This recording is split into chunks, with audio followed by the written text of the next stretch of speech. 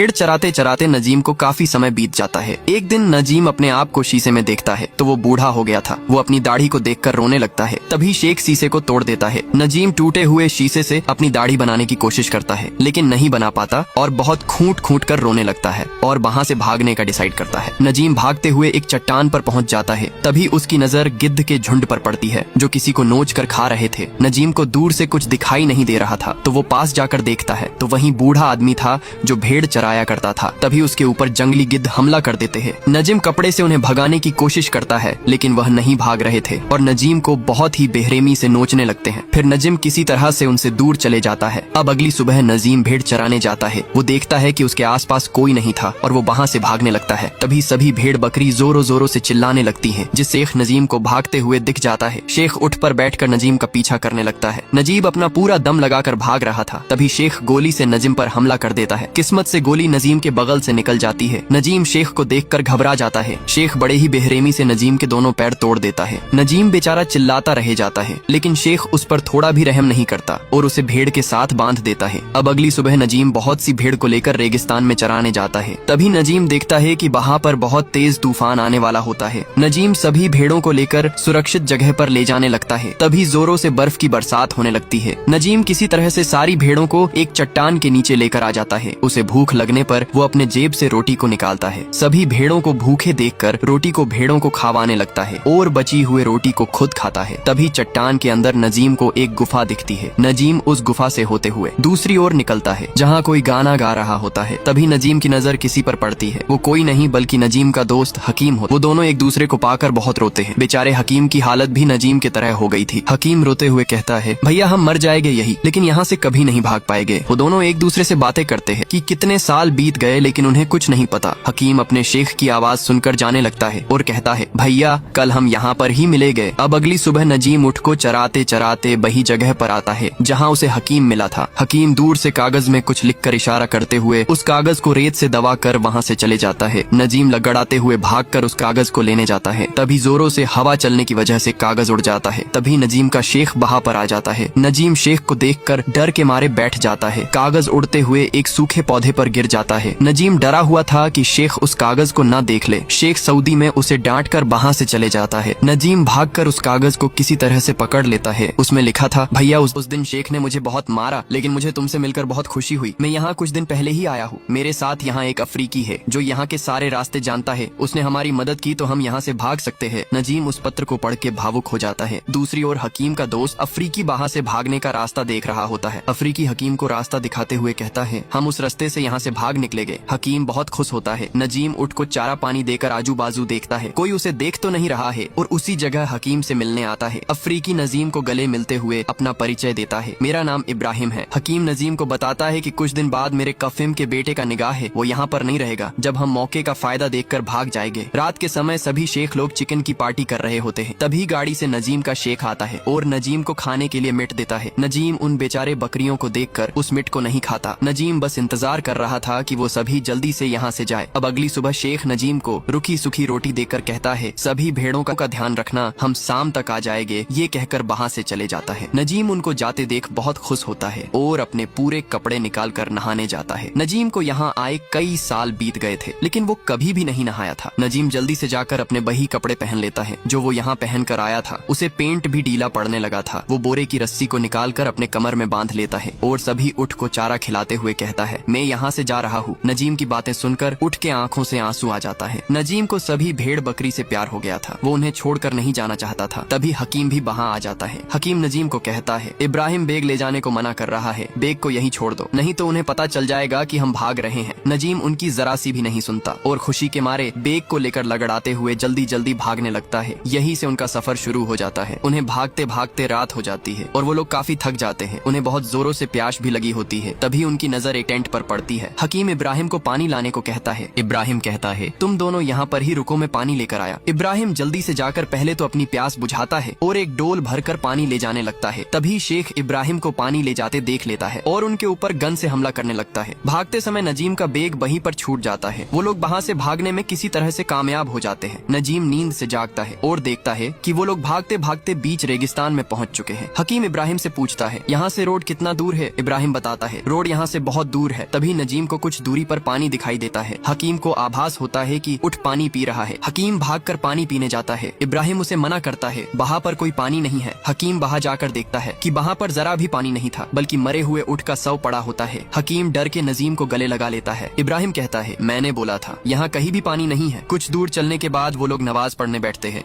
तभी रेत से बहुत सारे सांप निकलने लगते हैं। इब्राहिम सांप को निकलते देखकर हकीम को दूर लेकर कूद जाता है, जिससे वो दोनों की तो जान बच जाती है। लेकिन नजीम उन सांप के झुंड के बीच फंस जाता है। नजीम उन सांप को देखकर भागने की कोशिश करता है, लेकिन इब्राहिम नजीम को हिलने को मना करता है, जिससे उसकी जान बच जाती है। ज्यादा चलने की वजह से नजीम के पैरों में छाले पड़ जाते हैं। उसे बहुत दर्द हो रहा था। इब्राहिम अपने जैकेट को निकालकर नजीम के दोनों पैरों में बांध देता है, जिससे फिर वो लोग दोबारा अपनी मंजिल के लिए निकल जाते हैं। तेज गर्मी पड़ने की वजह से हकीम बेहोश पड़कर रेत में गिर जाता है। नजीम जल्दी से इब्राहिम को बुलाता है। इब्राहिम नजीम को उत्साहित करके उठने को कहता है। हकीम गुस्से से उठकर इब्राहिम की कॉलर पकड़कर कहता है, आगे कुछ नहीं है, अगर वहाँ रुकते तो पानी नसीब होता। ये सभी भूखे प्यासे आगे की ओर निकल पड़ते हैं। अब हकीम चलने में असमर्थ था। इब्राहिम हकीम को अपने कंधे पर उठाकर आगे की ओर चलने लगता है। तभी नजीम की भी प्यास से हालत खराब होने लगती है। इब्राहिम अपने मंत्र से नजीम को सही कर देता है और उन्हें तेज गर्मी से बचाने के लिए अपने कपड़े से उन्हें छाह देने लगता है। बेचारे हकीम की हालत तो नजीम से भी खराब थी। इब्राहिम अपने पसीने को उंगली से हकीम को पिलाता है और फिर वो सभी एक साथ आगे की ओर बढ़ने लगते हैं। तभी दूर रेगिस्तान में हकीम को इमारत दिखाई देती है। हकीम खुशी के मारे दौड़कर इमारत की ओर भागता है। उसे लगता था कि वो रेगिस्तान से बाहर आ गया है। प्यास की वजह से वो सब कुछ भूल चुका था। इब्राहिम हकीम को भागने को मना करता है। हकीम इब्राहिम को धक्का देकर भागने लगता है और जमीन पर पड़े रेत को खाने लगता है, जिससे उसकी और भी हालत खराब हो जाती है। वो काफी चिड़चिड़ा बन चुका था। हकीम किसी की भी बातें नहीं सुन रहा था। तभी वह भागते भागते गिर जाता है और उसके मुंह से खून की उल्टियां होने लगती हैं। देखते ही देखते नजीम के सामने हकीम मारा जाता है। नजीम उसे मरते देख बहुत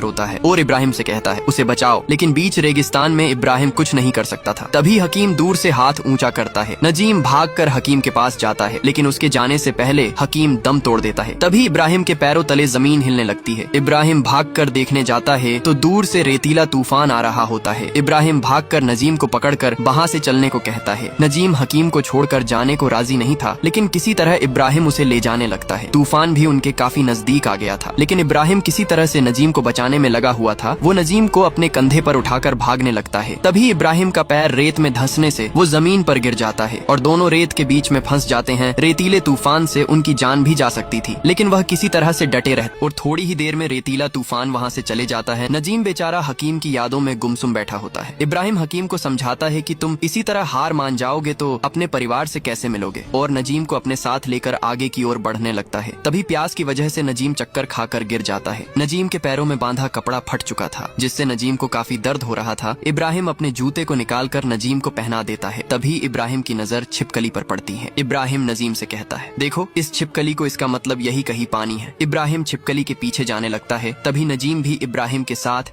उस छिपकली के पीछे पीछे जाने लगता है। उन्हें दूर एक पेड़ दिखाई देता है। वो दोनों पास जाकर देखते हैं तो वहाँ सचमुच पानी होता है। नजीम भागकर पानी पीने जाता है। तभी इब्राहिम उसे पकड़कर पानी पीने से मना करने लगता है, क्योंकि वह पानी का दलदल था। नजीम की प्यास से हालत खराब हो गई थी। इब्राहिम कपड़े को पानी में भिगोकर नजीम को पिलाने लगता है, जिससे नजीम की प्यास बुझ जाती है। इब्राहिम को रेत में खाली शीशी की बोतल मिलती है। इब्राहिम बोतल में से रेत को निकाल कर रख लेता है। अब ये लोग फिर से आगे की ओर बढ़ने लगते हैं। भूख से इनकी हालत खराब हो चुकी थी। तभी कुछ ही देर में रात हो जाती है। अब अगली सुबह नजीम की आंख खुलती है तो उसे वहाँ दूर दूर तक इब्राहिम कहीं नहीं दिखता। तभी नजीम की नजर पानी की बोतल पर पड़ती है, जो इब्राहिम ही वहाँ छोड़ कर गया था। नजीम उस बोतल को लेकर धीमे धीमे आगे की ओर बढ़ने लगता है। भूख और प्यास से नजीम पूरी तरह से टूट गया था। तभी नजीम इब्राहिम के द्वारा दिए गए पानी को पीकर अपनी प्यास बुझाता है और जल्दी जल्दी भागकर आगे की ओर बढ़ने लगता है। तभी वो रेत से फिसल कर गिर जाता है और बिना हार माने उठकर भागने लगता है। तभी फिर से वह चक्कर खाकर गिर जाता है और उसके हाथ से बोतल फिसल कर लुढ़कते लुढ़कते सड़क पर आ जाती है। आखिर नजीम किसी तरह से सड़क तक पहुंच ही गया। नजीम कुछ देर बाद होश में आता है और लोगों से लिफ्ट मांगने लगा, लेकिन किसी ने उसे लिफ्ट नहीं दी। थोड़ी देर बाद उधर से एक कार गुजरती है। नजीम चिल्लाकर उसे आवाज लगाता है। तभी गाड़ी ने रिवर्स लिया और उसमें से एक शेख निकलता है। शेख नजीम को कार में बिठाकर पीने को पानी देता है। नजीम जल्दी से पानी पीकर अपनी प्यास बुझाता है और पीछे की सीट पर ही सो जाता है। थोड़ी देर में वह सिटी में पहुंच गया। शेख ने नजीम को कार से उतारा और वहाँ से जाने लगा। नजीम ने हाथ जोड़कर शेख को थैंक्स किया। नजीम की कोई भी मदद नहीं कर रहा था, क्योंकि उसकी हालत भिखारियों जैसी हो गई थी। तभी उसे कुछ भले लोग ले जाते हैं और उसे नहा धुलाकर बालों को काट कर तैयार कर देते हैं और उसे उसके परिवार से बात भी करवाते हैं नजीम बहुत रोता है, क्योंकि उसे अपने परिवार से बात करे कई वर्ष बीत गए थे। फिर उसे वेरिफिकेशन के लिए पुलिस स्टेशन ले जाते हैं, क्रिमिनल रिकॉर्ड चेक करने के लिए। क्रिमिनल रिकॉर्ड चेक होने के बाद ही वह घर जा सकता है। तभी नजीम की नजर बाहर लटकी क्रिमिनल तस्वीर पर पड़ती है, जहाँ उसके दोस्त इब्राहिम की तस्वीर भी होती है। वेरिफिकेशन के बाद सभी कैदियों को पुलिस वालों ने लाइन में खड़ा कर दिया। तभी वहाँ पर कुछ शेख आते हैं। तभी उनमें से एक आदमी उन्हें बताता है, अगर इनमें से किसी शेख ने तुम्हें पहचान लिया तो तुम्हें मारते मारते यहाँ से वापस ले जाएंगे। तभी वहाँ पर फिर से कुछ शेख आते हैं, जिसमें से एक नजीम का भी शेख होता है। नजीम शेख को देखकर बहुत घबरा जाता है। उसे डर था कि अगर शेख ने उसे पहचान लिया तो वह फिर से उसे अपने साथ ले जाएगा। नजीम एक आदमी के पीछे छिपने लगता है। तभी शेख नजीम को देख लेता है और उसका कपड़ा पकड़कर जमीन पर गिरा देता है। नजीम शेख का पैर पकड़कर गिड़गिड़ाते हुए कहता है, मुझे वहाँ पर मत ले जाओ। शेख कोड़े से नजीम को मारने लगता है। बाद में पता चलता है वो सब नजीम का सपना था। तभी शेख नजीम को पहचान लेता है और उसे अरबी में कुछ कहकर वहाँ से चले जाता है। तभी बगल में खड़ा वही आदमी नजीम को बताता है, वो तुम्हारा स्पॉन्सर नहीं था, अगर होता तो वह कोड़ों से मारते मारते तुम्हें वापस ले जाता। किसी और के बीजा पर आने से उसने तुम्हें उठा लिया था। ये बातें सुनकर नजीम बहुत रोने लगा। उसके बाद नजीम को 3 महीनों के लिए जेल में रखा जाता है। 3 महीने पूरे होने के बाद उसे उसके देश वापस पहुंचा दिया जाता है। दोस्तों, ऐसी और इंटरेस्टिंग वीडियो देखने के लिए चैनल को जरूर सब्सक्राइब करें।